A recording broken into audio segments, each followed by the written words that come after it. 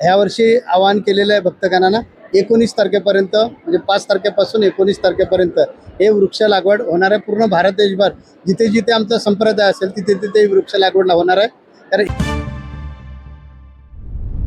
वेद news मराठीमध्ये आपल्या सर्वांचं स्वागत आहे. आपण आहोत परभणी जिल्ह्यातील मराठवाडा पीठ श्री क्षेत्र सिंगोरगाव येथे जगद्गुरू रामानंदाचार्य नरेंद्राचार्य यांचा समस्या मार्गदर्शन सोहळा होत आहे. या सोहळ्यामध्ये हजारो भक्तगण 3 दिवसापासून दर्शनाच्या रांगेसाठी समस्यासाठी येत आहेत. त्याचप्रमाणे प्रभूजी, आज आपण वृक्ष लागवड करण्यासाठी भाविकांना आपण आवाहन केलं, त्याविषयी काय संदेश आहे? ग्लोबल वॉर्मिंग टाळण्यासाठी ही वृक्ष लागवड आवश्यक आहे. आम्ही 2023 पासून हा उपक्रम राबवतो. तर गेल्या वर्षी आम्ही 1,11,117 झाडं लावली होती. ह्यावर्षी आवाहन केलेलं आहे भक्तगणांना 19 तारखेपर्यंत, म्हणजे 5 तारखेपासून 19 तारखेपर्यंत हे वृक्ष लागवड होणार आहे. पूर्ण भारत देशभर जिथे जिथे आमचा संप्रदाय असेल तिथे तिथे वृक्ष लागवड होणार आहे. तर एक झाड जे आहे ते एक झाड लावायचं म्हणजे जवळजवळ 100 लोकांना ऑक्सिजन पुरवण्यासारखं आहे. कारण वातावरणामध्ये जो कार्बन डायऑक्साईड असतो, तो कार्बन डायऑक्साईड झाडं पित असतात किंवा घेत असतात आणि ऑक्सिजन त्या मोबदल्यामध्ये सोडत असतात. त्या ह्या ऑक्सिजनची पाहिजे त्या प्रमाणामध्ये मात्रा निर्माण व्हावी. आजचं जे लहरी वातावरण झाले निसर्गाचं, कधी पण पाऊस पडतो, कुठेही ढगफुटी होते, हे सगळे जे प्रकार चालू आहेत हे आम्ही निसर्गावर जो अत्याचार केला त्यामुळे वाढत चाललेले आहे.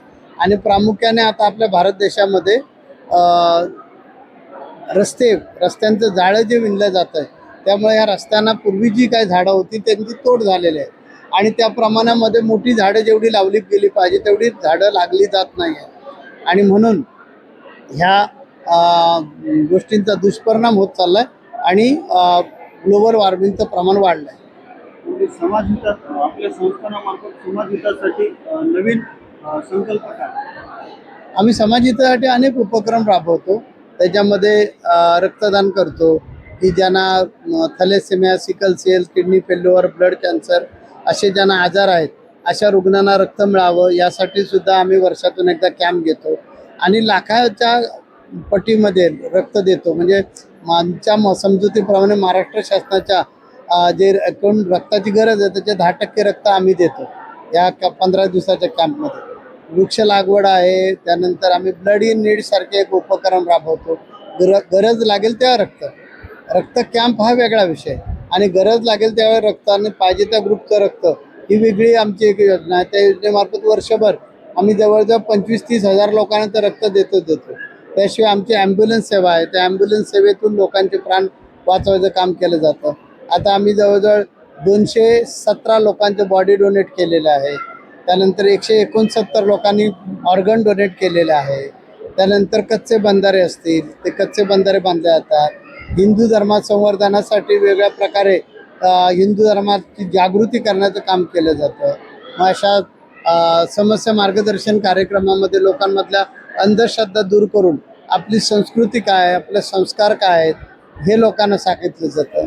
अशाच पद्धतीनं आपला धर्म, आपली संस्कृती, आपले संस्कार वाचवण्याच्या दृष्टीने अनेक समाज उपयोगी उपक्रम चालू आहेत. शिक्षण क्षेत्रामध्ये आम्ही काम करतो. शैक्षणिक उपक्रम आमचा आहे, त्यामध्ये नर्सरीपासून ग्रॅज्युएशनपर्यंत CBSE बोर्डातून शिक्षण देतो आहे. पण ते वेदविज्ञान देतो, नुसतं विज्ञान म्हणजे अकॅडमिक अभ्यास नाही शिकवत. आम्ही मूल्यवर्धित शिक्षण जे आहे ते मुलांना झालं पाहिजे, त्यासाठी अकॅडमिक शिक्षण देत असतानाच आम्ही मूल्यवर्धित शिक्षणसुद्धा देतो. असे अनेक उपक्रम आहेत. युवकांनी सामाजिक कार्यामध्ये, आध्यात्मिक कार्यामध्ये सहभाग घेण्यासाठी काय संदेश देईल युवांना? युवक ही एक फार मोठी देशाची ताकद असते आणि जर युवकाला योग्यरित्या आपण समजावून सांगू शकलो की समाजसेवा ही ईश्वरी सेवा कशी आहे आणि याच्यातून त्या युवकांचं व्यक्तिमत्व स्वतःचं कसं विकास होऊ शकतं, युवकांकडे नेतृत्व गुण कसा विकसित होऊ शकतो आणि ह्या युवकांच्या सेवेमार्फत देशाची सेवा कशी करता येईल आणि देशाची सेवा करत असताना युवकांचं स्वतःचं एक डेव्हलपमेंट स्वतःची कशी होऊ शकते व्यक्तिमत्वाची, हे जर युवकाला कळलं तर युवक त्या कार्यासाठी झटतो. आमच्या संप्रदायामध्ये जर बघितलं तर जवळजवळ 60 ते 70% युवकच आहेत आणि ते युवक वेगवेगळ्या प्रकारच्या सेवा कार्य करतात. त्यामुळे दुर्व्यसनांपासून बाजूला राहतात युवक.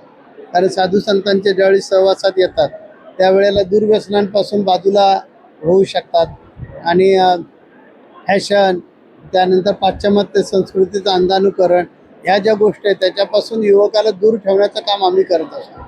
त्यामुळे युवक आमचा वेगळ्या प्रकारे काम करतो. आम्ही स्वतः व्यसनमुक्ती करतो. आतापर्यंत 6 लाख लोकांची मी व्यसनमुक्ती केली. त्यातले जवळजवळ 70% युवकच आहे की जे व्यसनांच्या आहारी गेले होते. त्यामुळे जर तो युवक मलाच नाही, आध्यात्मिक संस्कार देणाऱ्या अशा ज्या समाजामध्ये संस्था आहेत त्यांना जर तो युवक जोडला गेला तर देशाचं भवितव्य चांगलं घडेल. कारण त्याचे डोळे विज्ञानवादी असायला पाहिजे. आमचं अध्यात्मशास्त्र सांगतं तुमचे डोळे विज्ञानवादी ठेवा, मन अध्यात्मवादी ठेवा आणि बुद्धी वास्तववादी ठेवा. त्यामुळे युवकांमध्ये विज्ञान पण जागृत राहील, वैज्ञानिक दृष्टिकोन पण राहील आणि आध्यात्मिक त्याचं मन असल्यामुळे त्याच्याकडून कुठल्याही प्रकारच्या हिंसक गोष्टी, समाजाला उपद्रव ठरणाऱ्या गोष्टी किंवा समाजहिताच्या विरुद्ध असणाऱ्या गोष्टी तो युवक करण्याकडे जाणार नाही, त्याचा कल तिकडे राहणार नाही आणि तो स्वतः जगेल आणि इतरांना जगेल. खरोखरच प्रत्यक्ष जगद्गुरू रामानंदाचार्य नरेंद्राचार्यचे भगवान यांच्या वतीने आज 3 दिवसापासून समस्या मार्गदर्शन स्थळ होत आहे. या ठिकाणी आज युवांनी सुद्धा यामध्ये लक्ष दिलं पाहिजे. देव देश धर्म संस्कृती टिकवण्यासाठी आणि प्रत्यक्ष जगद्गुरू रामानंदाचार्य नरेंद्राचार्य हे संपूर्ण भारत देशामध्ये अग्रेसर आणि भारत देशात सुद्धा बाहेर विदेशामध्ये सुद्धा रामानंदाचार्य संप्रदाय, त्याप्रमाणे हे संपूर्ण जगाला आणि नागरिकांना संघटित करण्यासाठी प्रत्यक्ष जगद्गुरू रामानंदाचार्यजी हे कार्य करत आहेत. खरोखरच धन्यवाद.